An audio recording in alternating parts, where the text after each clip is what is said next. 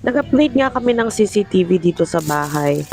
At yung binili namin is yung isa sa mga bagong version ng V380 na CCTV. Less than 700 pesos nga lang to mga mi. At ang ganda niya kasi dual na yung camera niya. Yung isang camera ay steady at yung isa is pwede siyang umikot-ikot at gumalaw. Yung isang camera nga sa taas, sinet up ko siya with motion tracking.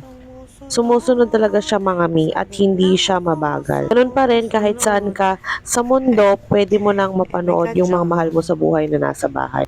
And sobrang linaw yung quality niya. Pag nasa malayo kayo, pwede nyong i-control yung camera. And of course, pwedeng-pwede nyong kausapin yung mga tao sa bahay nyo.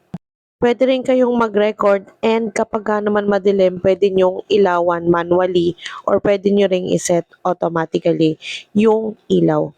Sobrang sulit nga nito mga mi, lalong-lalo na kung gusto nyong 24/7 kayong nakabantay sa inyong mga bahay. At sobrang dali lang talaga niyang i-set up, promise.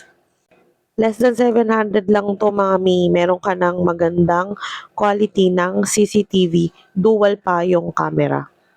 I-check out nyo na yan sa Yellow Basket. Yun lang, salamat, bye!